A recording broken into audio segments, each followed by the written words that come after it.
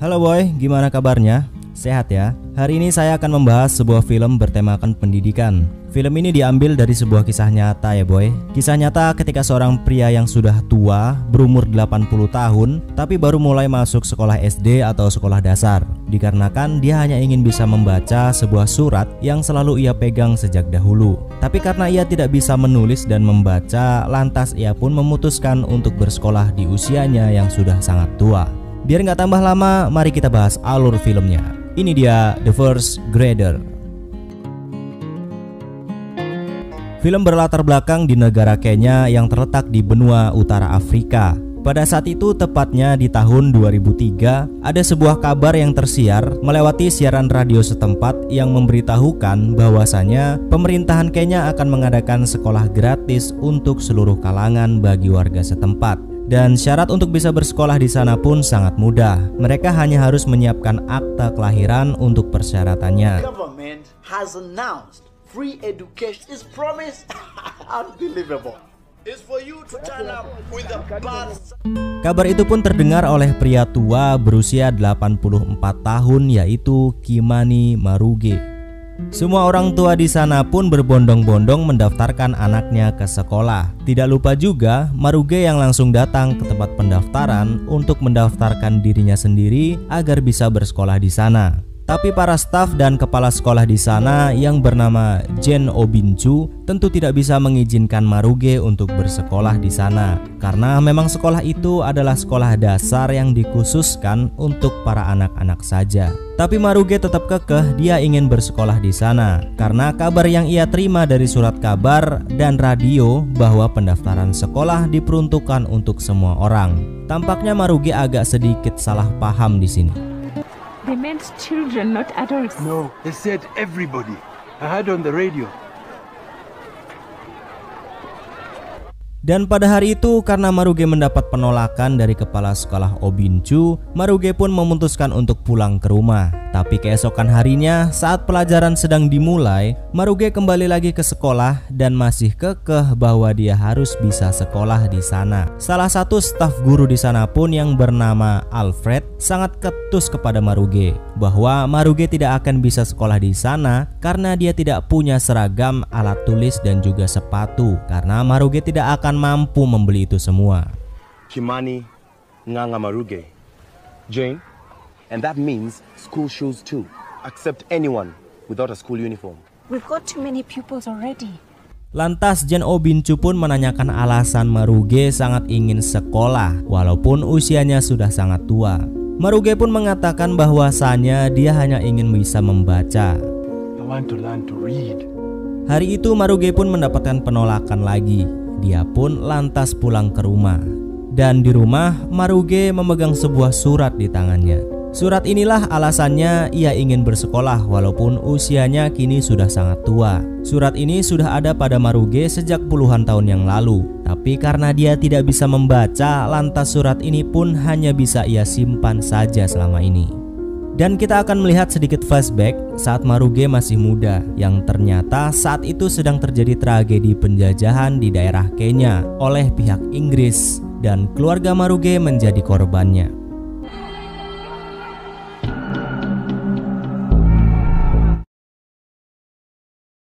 Singkat cerita, pada hari itu Maruge pun pergi ke sebuah pasar ala kadarnya di sana. Dan Maruge membeli sebuah pakaian dan juga sepatu. Di rumah, Maruge pun menjahit baju dan memperbaiki sepatu yang ia beli tadi di pasar. Ternyata Maruge membeli sebuah seragam agar ia bisa diterima di sekolah. Pada hari itu, Maruge pun datang lagi ke sekolah dengan tekad yang belum juga pudar. Jen Obinchu pun tidak tahu harus berbuat apa dengan tekad dan pantang menyerahnya Maruge yang sangat kuat untuk bersekolah. Lantas karena kegigihan Maruge pun, Jen Obinchu mempersilahkan Maruge untuk bisa bersekolah di sana. Let him in. Welcome. Di dalam kelas, Jen Obinchu pun memperkenalkan Maruge kepada seluruh murid yang ada di sana. Jen mempersilahkan Maruge untuk duduk di belakang, tapi Maruge ingin dia duduk di depan karena penglihatannya yang sudah tidak bagus jika ia duduk di belakang. Dan sekolah hari pertama Maruge pun dimulai. I give it to the end. Hands answers. Nice, and let's continue writing your lowercase a, ending with the letter A. Sepulang sekolah, di sana ada orang tua murid yang melihat Maruge mengenakan seragam dan bersekolah waktu itu. Kelihatannya orang tua murid ini tidak suka ada Maruge, orang tua yang juga ikut bersekolah di sana. Bahkan saat di jalan, Maruge pun diolok-olok oleh teman-teman sebayanya yang sedang mabuk-mabukan. Bahkan hingga Maruge sedang belajar di rumah pun, tiba-tiba ada suara yang menggedor-gedor rumah Maruge yang marah-marah karena dia tidak terima Maruge belajar di sekolah itu. Suara gedoran itu pun mengingatkan Maruge akan kejadian waktu lampau saat pasukan Inggris menjajah wilayahnya yang mengakibatkan banyak berjatuhan korban jiwa.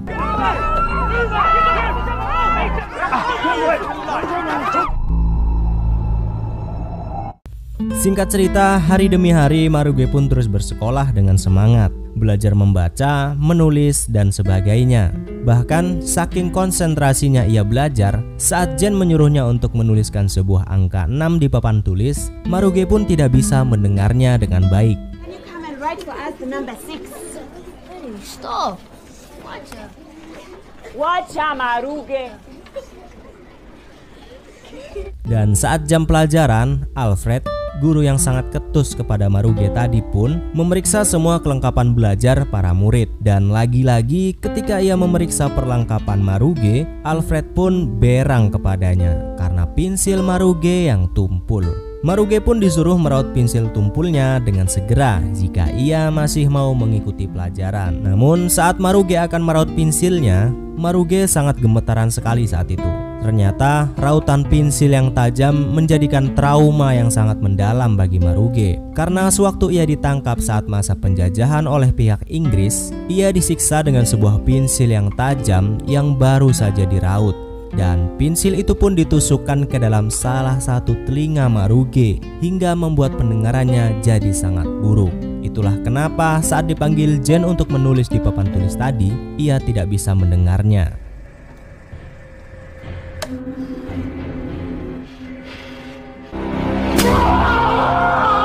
Kejadian itu pun membuat Jen menganggap fisik dan mental Maruge tidak kuat untuk belajar di sekolah. Tapi saat ia bertanya kepada Maruge dan mengetahui kalau Maruge adalah suku Mau Mau, Jen pun lanjut bertanya tentang apa yang terjadi dengannya saat masih berada di camp dahulu melawan para penjajah.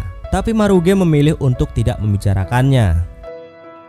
Dan ini adalah suku Mau Mau. Mau Mau merupakan gerilya terhadap Inggris di Kenya pada tahun 1952 sampai 1956. Terutama didukung suku Kikuyu. Didirikan tahun 1947, semula merupakan organisasi keagamaan, kemudian menjadi gerakan politik.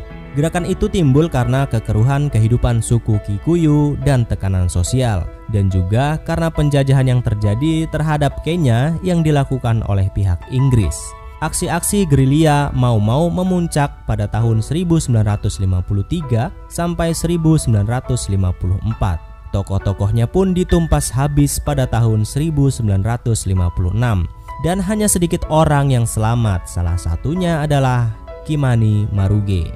Pada tahun-tahun itu, Maruge dan para kelompoknya mencoba menerobos ke kediaman pihak Inggris dan mencoba untuk mengambil semua persenjataan yang ada di sana untuk bisa melawan mereka. Namun, saat mereka setengah perjalanan kabur dari sana, pihak Inggris mengetahui tindakan mereka dan menembak semua orang yang terlibat. Maruge pun hanya bisa sembunyi dan menyembunyikan senjata yang berhasil ia curi dari kediaman Inggris. Sepulangnya Maruge di rumah pun, ia masih terus mengingat betapa menyakitkan dan menderitanya ia dan warga Kenya saat itu. Saat mereka semua harus mengakui kemenangan pihak Inggris dan memaksa mereka melepaskan sumpah setianya kepada negara mereka sendiri, yaitu Kenya. Sebagian dari mereka, seperti halnya Maruge saat itu yang tidak mau melepaskan sumpah setianya, ia pun harus menerima siksaan dari pihak Inggris yang dilakukan oleh kaumnya sendiri yang sudah berkhianat dan melepaskan sumpah setianya. Renounce the oath. Renounce your oath and you can go home.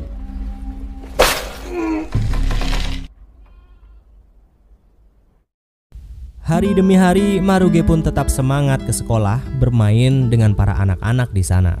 Namun hari itu ada seorang fotografer atau wartawan yang sepertinya mengambil foto sekolah Maruge dan melihat Maruge yang bersekolah di sana. Kabar Maruge kembali ke sekolah dengan usianya yang tidak muda lagi pun disiarkan melalui radio setempat dan didengar oleh seluruh masyarakat yang ada di sana. I'm hearing rumblings that an old... Dan saat jam istirahat, saat para murid sedang bermain, ada murid yang melakukan perkelahian di sana. Maruge yang melihatnya pun langsung menghampiri mereka dan mencoba melerai. Tapi cara Maruge melerai mereka sedikit kasar karena Maruge memukuli murid itu. Bukan tanpa alasan, perkelahian itu memicu trauma Maruge saat kejadian di masa lalunya. Dan sialnya lagi, saat para guru melerai Maruge, Kriputo, orang yang berkuasa di sekolah itu, karena sekolah itu adalah miliknya, tiba-tiba ia datang saat kejadian itu. Kriputo pun sangat marah kepada Gen Obinchu karena memasukkan Maruge ke dalam sekolahnya. Karena sekolah SD itu seharusnya untuk anak-anak bukan orang tua. Kriputo khawatir citra sekolah akan buruk di mata masyarakat dan pemerintah karena mengizinkan Maruge bersekolah di sana. From the press telling me about an old man in one of my primaries. Nani alikupatia permission to be here? Dan walaupun Gen memberitahukan kepada Kriputo bahwasanya Maruge adalah suku Mau-Mau yang dulu sudah berjuang melawan Inggris dan memerdekakan Kenya, bahkan Kriputo pun tidak peduli. Maruge pun marah dengan Kriputo yang tidak menghargainya sebagai suku Mau-Mau yang sudah memperjuangkan Kenya. Bahkan karena perjuangannya dia harus kehilangan anak-anak dan istrinya kala itu. We paid. The Kikuyus chose children. 2 children. We paid. Gen Obinchu pun lantas pergi menemui Menteri Pendidikan di Kenya untuk memperjuangkan hak belajar Maruge di sekolah SD-nya. Tapi tetap saja Menteri Pendidikan menolaknya karena memang tidak mungkin orang tua masuk dan belajar di sekolah dasar yang sejatinya untuk pendidikan anak-anak. Gen pun meminta maaf kepada Maruge karena ia tidak bisa memberinya tempat lagi di sekolahnya. Maruge pun lantas pergi ke sekolah tempat orang dewasa alias kampus karena pemerintahan hanya memperbolehkan Maruge melanjutkan sekolahnya di sana sebagai orang dewasa. Tapi apa mau dikata, Maruge adalah orang tua yang bahkan tidak bisa membaca dan menulis. Yang dia inginkan hanya bisa membaca dan menulis saja. Sedangkan di kampus itu seperti tidak ada nilai-nilai pendidikan yang bisa ia pelajari. Semua murid yang terlihat seperti berandalan dan tidak ada yang mendengarkan gurunya ketika sedang berbicara.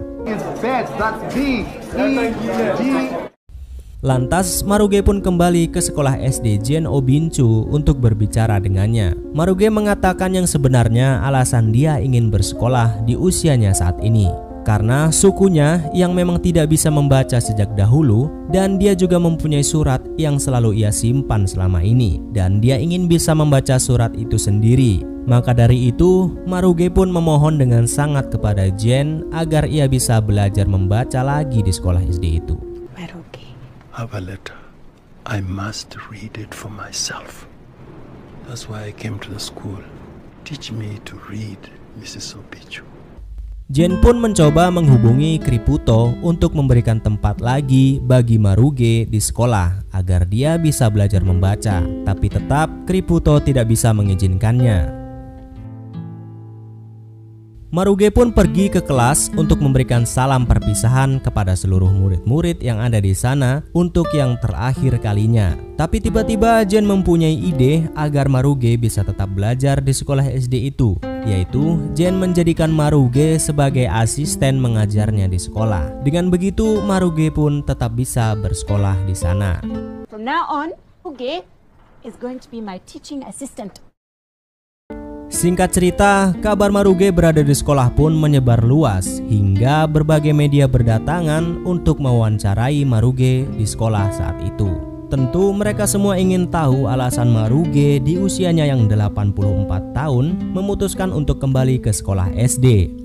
Dengan diliputnya Maruge di berbagai media berita pun, kabar makin tersebar luas. Bahkan banyak sekali warga Kenya yang tidak setuju dengan keberadaan Maruge di sekolah. Hingga pada akhirnya menimbulkan kericuhan para warga dan orang tua murid yang datang ke sekolah untuk menuntut sekolah agar mengeluarkannya dari sana. Di rumah, Maruge yang mendapatkan tekanan itu pun membayangkan masa lalu kelamnya saat ia dan keluarganya dijajah oleh pihak Inggris. Bahkan anak istrinya yang juga tewas saat kejadian itu.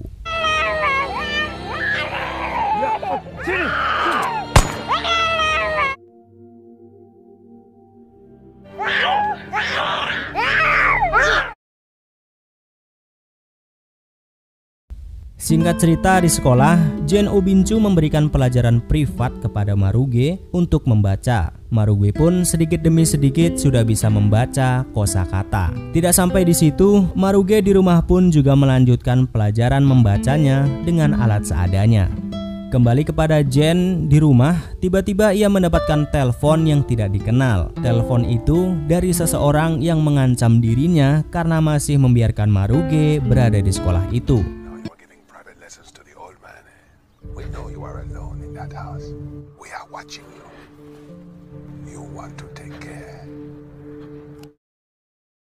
Lalu suatu hari para politisi pun berdatangan ke sekolah karena ingin melihat langsung Maruge, pria yang berusia 80 tahun yang bersekolah di sana. Tapi ada salah satu guru yang berharap lain. Ia mengira bahwa para politisi datang memberikan uang kepada Jane dan Maruge. Ia pun lantas meminta bagiannya dan sedikit mengancam Jane. Karena kejadian itu, lantas Jane pun menyuruh suaminya yang bekerja di luar kota untuk segera pulang ke rumah. Karena akhir-akhir ini dia banyak sekali mendapatkan tekanan dan ancaman. Bahkan para warga setempat pun mendatangi Maruge di rumah dan meminta bagian uang karena mereka pikir media dan para politisi memberikan uang kepada Maruge. Tapi Maruge dengan tegas mengatakan tidak ada uang dan mengusir mereka. I have no money. Leave me alone. Hingga pada puncaknya, para warga yang sudah geram dengan Maruge pun berencana untuk membuat kegaduhan dan mengintimidasi Maruge di sekolah dengan menyerang sekolah dan melempari batu agar Maruge takut dan tidak melanjutkan sekolah di sana. Tapi ternyata Maruge bahkan tidak gentar dan takut sedikit pun kepada para warga yang menyerang sekolah. Bahkan Maruge berhasil mengusir mereka seorang diri.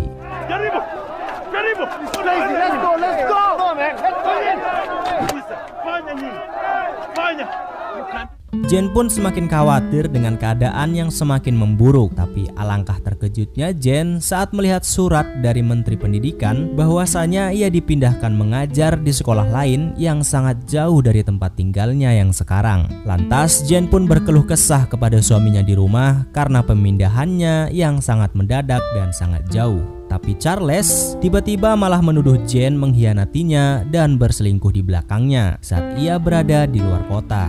Bukan tanpa alasan, karena setiap hari Charles mendapatkan telepon dari seseorang yang memberikan kabar bahwa Jane berselingkuh di belakangnya. Ternyata semua itu ulah warga yang tidak suka dengan Jane yang masih mengizinkan Maruge berada di sekolah SD itu. Dengan semua tekanan itu, Jane pun memilih untuk mengikuti pemindahannya. Tapi tetap dia akan memperjuangkan Maruge untuk tetap bisa mendapatkan pendidikan yang layak. But I'm not resigning.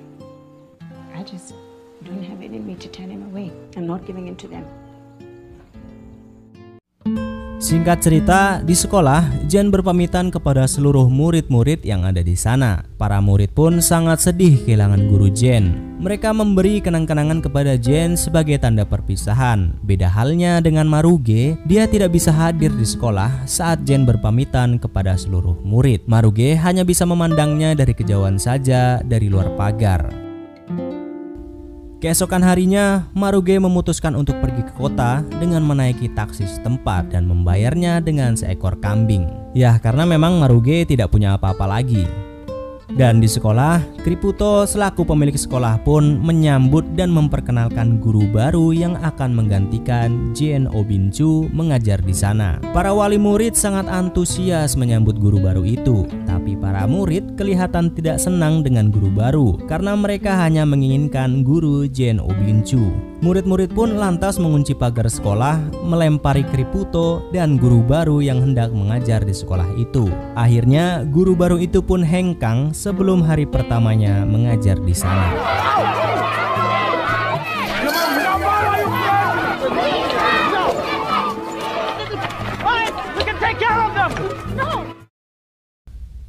Di tempat lain, Maruge akhirnya sampai di kota. Maruge ternyata berniat mendatangi istana kepresidenan saat itu. Tapi sampai di sana, Maruge tidak bisa bertemu dengan presiden karena ia sedang mengadakan rapat dengan para menteri-menterinya. Lantas Maruge yang tidak sabaran pun langsung menuju ke kantor di mana mereka sedang mengadakan rapat. Di sana, Maruge hanya ingin mengatakan untuk mengembalikan guru Jean ke sekolahnya. Maruge pun juga sempat memperlihatkan bekas-bekas luka yang ia dapat karena dahulu ia dan para pejuang lainnya yang mempertahankan Kenya dari para penjajah. Maruge menceritakan siksaan yang ia dapat seperti telinganya yang ditusuk pensil hingga tuli, jari-jari kakinya yang dipotong hingga membuatnya pincang, dan lain sebagainya. Maruge meminta keadilan kepada mereka semua karena tanpa Maruge dan pejuang lainnya, tentu mereka semua tidak akan mendapatkan kehidupan yang layak seperti sekarang ini. Without them, you'd not be here. Sacrificed everything for your generation. Thank you. Setelah menyampaikan semua unek-uneknya, Maruge pun meninggalkan mereka dan kembali ke kampung halamannya.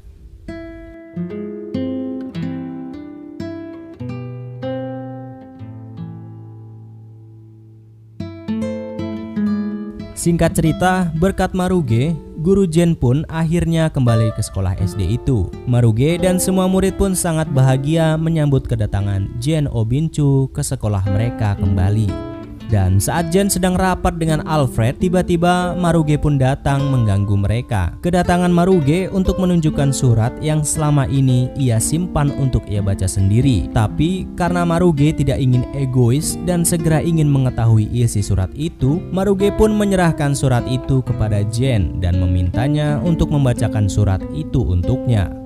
Ternyata surat itu berasal langsung dari kepresidenan Kenya dahulu saat Kenya baru bebas dari masa penjajahan. Isi surat itu adalah permohonan maaf dari Presiden Kenya dan juga menyampaikan kebenaran akan perjuangan Maruge saat melawan para penjajah dan mendapatkan perlakuan yang sangat buruk saat masa penjajahan. Presiden Kenya juga menjanjikan kehidupan yang layak atas pengorbanannya dan juga Maruge berhak mendapatkan kompensasi yang layak sebagai seorang pahlawan.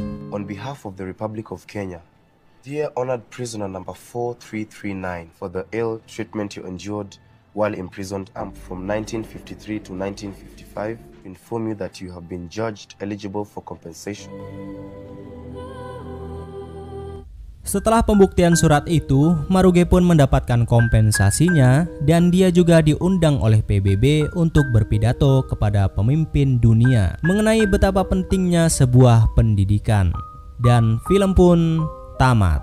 Oke boy, segitu aja film kali ini. Jangan lupa tombol subscribe di bawah itu dipencet-pencet dulu boy, biar terus dapat update film terbaru dan menginspirasi lainnya. Oke, see you next time dan ciao.